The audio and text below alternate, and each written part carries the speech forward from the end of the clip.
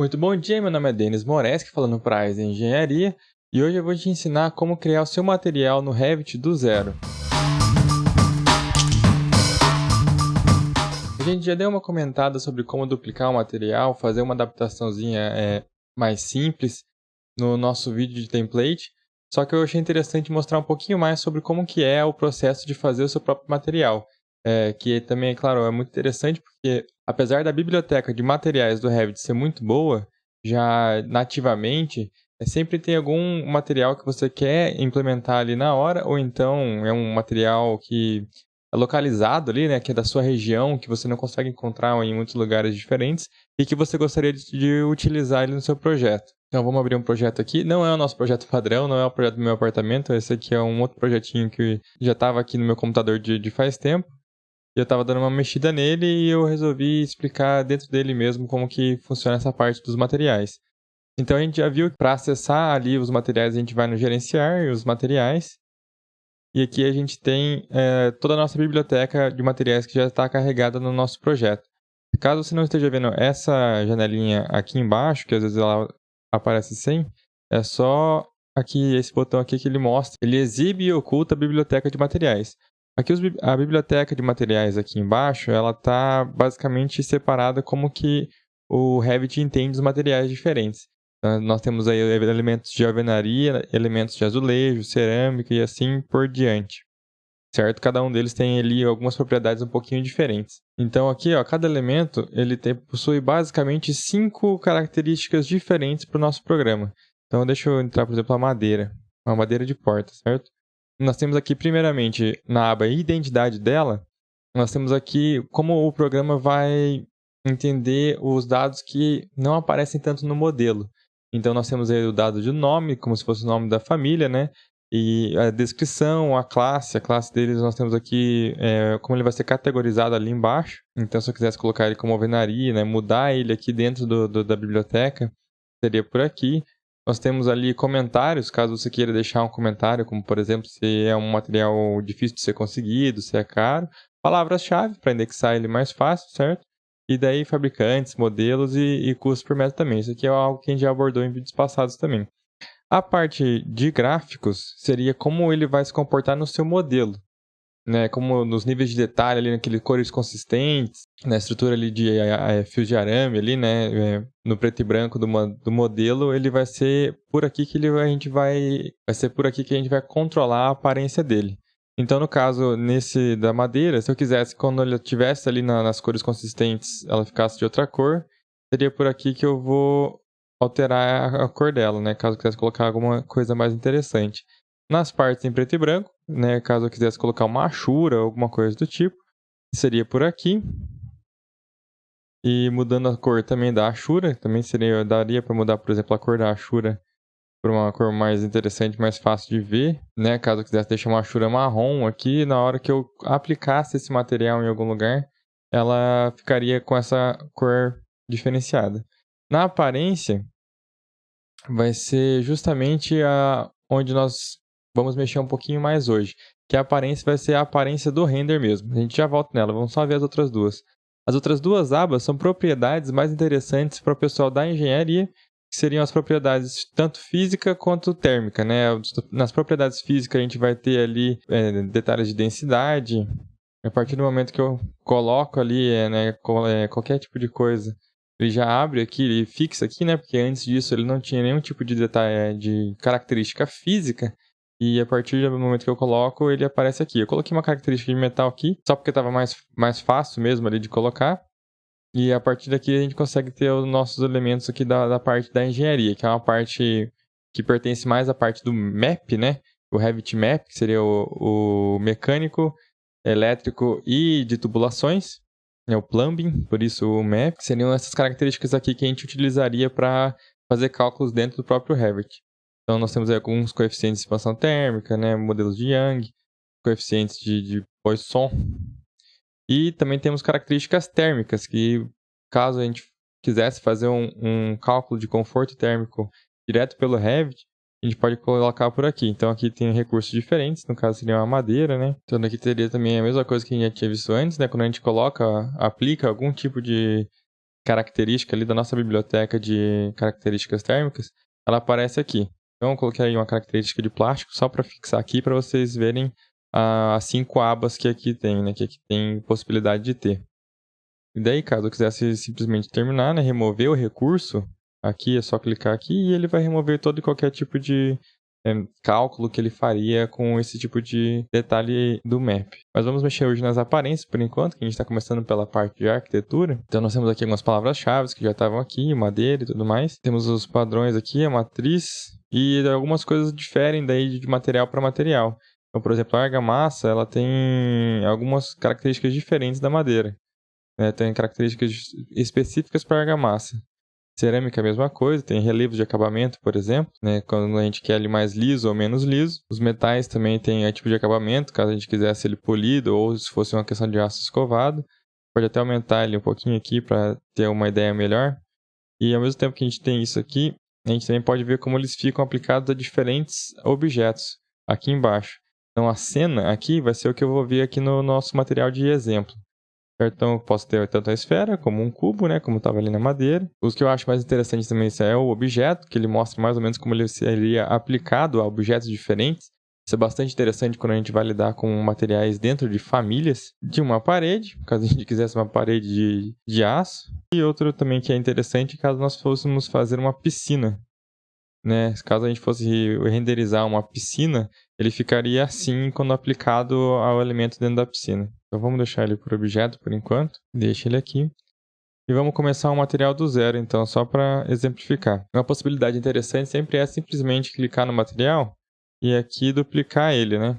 Duplicar o material selecionado, tanto por aqui e por baixo, como clicando com o botão direito e duplicando. A partir daqui a gente pode mudar o nome dele para o material que a gente quiser. E ele já vai importar alguma dessas características que a gente viu no material ali, né? Alguma das palavras-chave já vem tudo igual. Qual o tipo de características que ele vai ter na parte de renderização. Só que hoje a gente vai começar um do zero só para ver mais ou menos como que funciona o processo. Então eu vou criar um novo material. Ele vai ter aqui como padrão, né? Padrão novo material. Eu vou querer colocar um nome dele aqui de concreto queimado. Uma dica aqui de nomenclatura que muitas vezes o pessoal usa é como a gente está, às vezes, começando uma biblioteca de materiais diferenciados e quer conseguir encontrar eles mais fácil, colocar alguma coisa no começo que vá levar ele para cima da nossa biblioteca. Isso funciona não somente com aqui dentro, né? Funciona com arquivos do Windows também. Então, caso eu quisesse organizar ele de uma forma que ele não dependesse da primeira letra, né, não tivesse ordem alfabética, eu posso colocar tanto um número ou um ponto, como vocês tinham visto ali na madeira. Por isso que ele estava daquela forma. Dessa forma, quando eu clico, ó, ele já vem aqui para cima com as outras coisas que tem o ponto, né? Nós temos um concreto queimado aqui, ele está completamente genérico. Eu quero que a classe dele, ao invés de genérica, seja de concreto. E daí, quando eu for pegar os gráficos dele aqui, ele já está como um material que é um concreto e não necessariamente um material genérico. Né? Eu posso mudar as palavras aqui, mas isso não é tão interessante agora. Nos gráficos, eu quero que ele... Não vou mexer por enquanto, que a gente quer só mexer na aparência do render. Os gráficos a gente já viu ali a questão de achura, como é que funciona. Então aqui, a imagem vai ser a textura que ele vai ser aplicado. E o jeito mais fácil de fazer isso é simplesmente entrando no Google, procurando aqui alguma coisa que você quer, né, a textura que você quer utilizar. Tem bancos de dados sem copyright, né, e imagens grátis para esse tipo de coisa. Baixar a imagem para o seu computador. Eu baixei aqui e deixei ela na minha área de trabalho. E aqui na imagem a gente vai carregar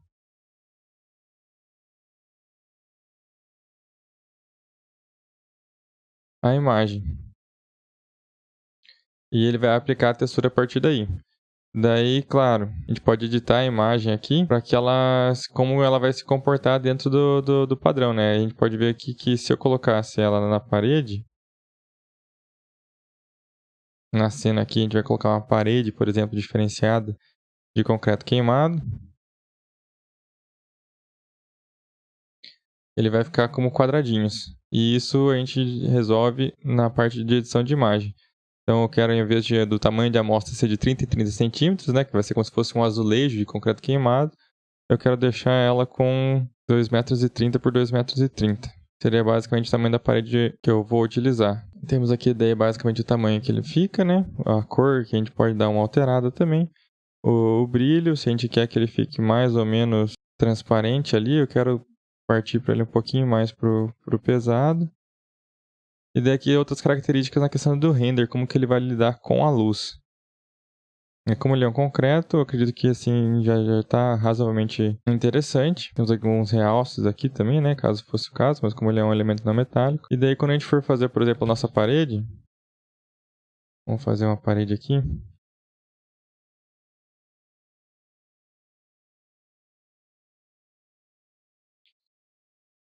Quero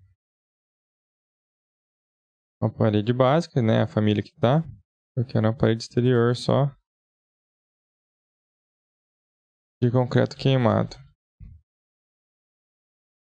Aqui a gente aprendeu em vídeos passados também. Aqui temos uma parede bem interessante já, mas vamos excluir tudo.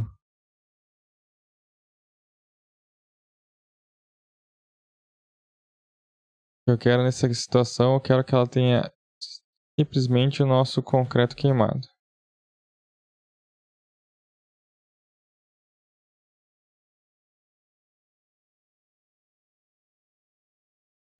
Temos ela aqui. Daí para dar uma olhada na nossa parede, vamos ver na vista, eu quero na vista 3D, eu vou querer uma câmera. Daí a gente vai ter uma ideia basicamente de como ela vai ficar. Vamos dar uma mexida na câmera aqui, vamos mexer no zoom, quero mostrar ela inteira.